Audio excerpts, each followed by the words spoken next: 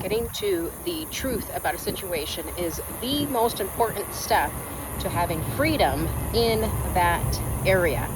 You have to, if it's a situation that you're in and you're not wanting to face the truth, facing the truth is going to unlock freedom for you. And if you don't know which direction to go or what to do, ask God for discernment and wisdom.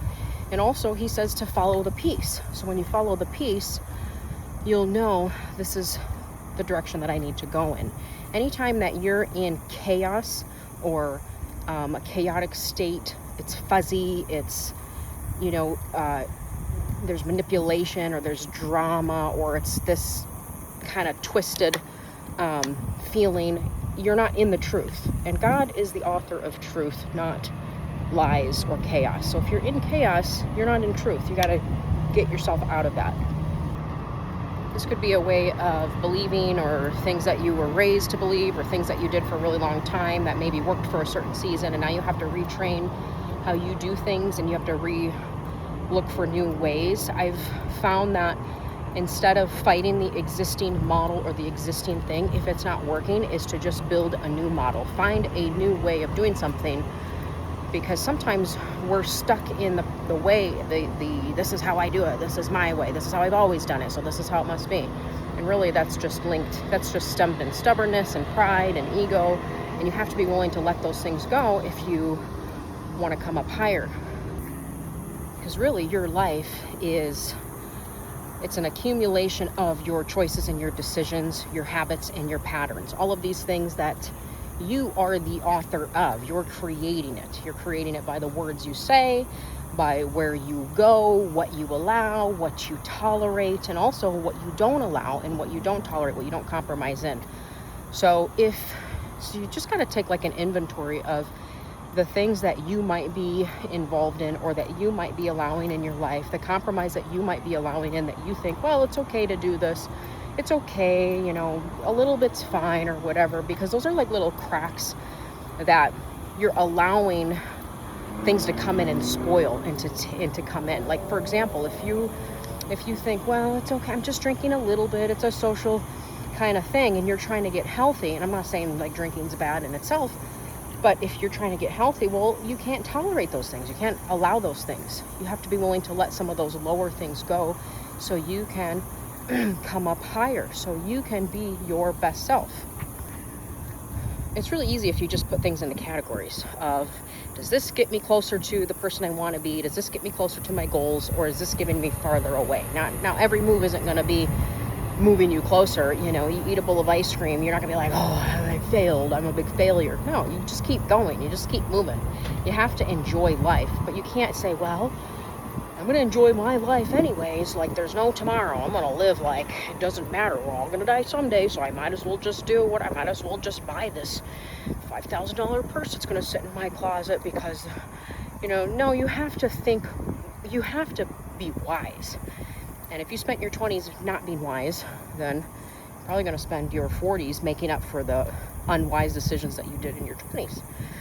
So it's just getting back on the right track. It's just pivoting. If you got off, just get back on. And don't make a big deal about it. But learn to notice the areas that are pulling you off, the people that are pulling you off track. And then, it's like learn from those decisions or those mistakes or those relationships, and don't go back into it. There's certain relationships that I will not tolerate. Once I put up boundaries in my life, I won't tolerate those relationships that don't honor those boundaries, and the disrespect or the manipulation or the gaslighting, and these are all things that I learned later on in life that I realized, man, my spirit knew that there was something wrong with that person or that relationship, but I felt guilty all the time. So I didn't want to hurt them, or I didn't want to make them feel bad, or I didn't know what to do. And, but then later on I realized, oh yeah, that's exactly what it was. Narcissistic behavior. That's exactly this manipulative behavior. So I had to be the one putting up boundaries and not allowing that person back in. Because if you continue to allow those things, that's your results. You can't complain about the results of the things that you're allowing in your life. Oh, I'm this. Well, what are you allowing in your life to have those results? You know, you are allowing it. So you have to be the one to stop tolerating it and to not compromise in it. You know, it's even if it might be, well, I'm going to hurt that person. If I say, yeah, they're probably going to get hurt. But what would you rather have? A life full of bondage and being manipulated, or hurting that person? And maybe that would help them to change. So they'd be like, whoa, finally somebody put me in my place, or whatever. You know, that might be what that person needs to change. You are not designed to carry everybody from your past into your future. You are also not designed to have to explain the changes that you're making, or to make sure that everybody around you feels great. Usually when you're making changes in your life, it's going to intimidate those people who are not making changes. They're going to be bothered by it. So whether you do or not do, you're going to make somebody upset or somebody mad. You can't please everybody. So you have to get really focused on what season you're in. What is God telling you to do at this point in your life? Not all seasons are the same. There's a season for sowing and there's a season for reaping. So you have to know what season that you're in, and that's part of the rhythm of following what God has for you. You know, there's seasons where I'm all in on fitness, and there's seasons where I'm not. There's seasons that I'm all in on paying debt, and there's seasons that I'm all in on my family. There's seasons, you got one big kind of goal during whatever season, and the seasons can be in 90-day spurts. They can be broken up into 6 months. They can even be broken up into a year at a time. It just depends on how long it takes you to get through each season before you pivot into the next season. And those are just things that you have to decide based on your lifestyle and what you do and things like that.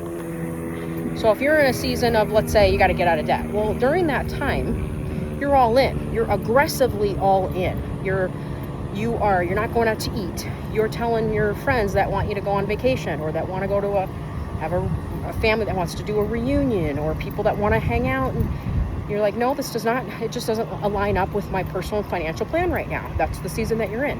Same thing, if you're in a season of fitness and you're like, I'm getting healthy, I'm done with this, and people are like, well, why don't you come out to eat with us? No, it doesn't align with my financial or my personal plan right now. Going out to eat or drinking or partying or whatever. You're on a strict kind of clean living diet. You're eating the same things. You're working out. No, I can't do that. I apologize. So it's whatever season that you're in. If you're in a season of, you need to declutter and you need to simplify your life, you're not going out. People are like, well, let's just go to the mall. Let's just go over here. No, I'm in a season of pruning and purging and decluttering my life. I really need to tend to this at home. I can't go with you. I can't go shopping. And they might be hurt for that time that you tell them. But you have to honor those seasons, because in those seasons, there's also tests. And when you pass that test, man, it feels so good, because you're like, I'm not the same person I was. Then you can go out and you're like, yeah, I can run to Target to pick up something, and I don't have to walk through the end caps to see the clearance. It took me a while before, I couldn't believe how obsessed I was with those end caps. I got to check the clearance. I was like, I had to see what there was. Oh, I would buy things I didn't even need because it was such a great deal. Now I don't even go into Target. I don't care about it. I've got no desire. And it took me a while before one time I would walk in and I'd be like, oh, I don't even care. I don't even like it. And then that's when I knew I changed, when I wanted nothing, when I desired none of it. But during the time that I was actually changing, I couldn't show up there. I couldn't go in there because it was too of a tender spot. I was learning and I was changing and I was growing, so I couldn't go into that. It would have made my breakthrough take much longer. So you're in control of your breakthrough. You're in control of your how long it takes, whether it takes 3 months or 6 months, however long you want to entertain or tolerate. If you ate good every other day and then you ate sweets every other day, it's going to take you twice as long. And then if you ate good every day.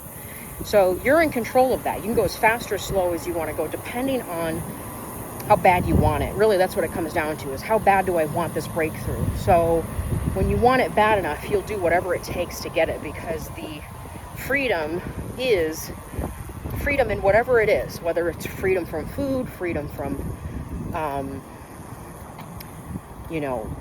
shopping, freedom, whatever, freedom from toxic relationships. You'll do whatever it takes because the other side is freedom. And that's what you desire, is freedom. A simple life full of freedom where you're not under the bondage or under the foot of anybody. They don't own you. You don't owe them you don't owe them an explanation for what you do.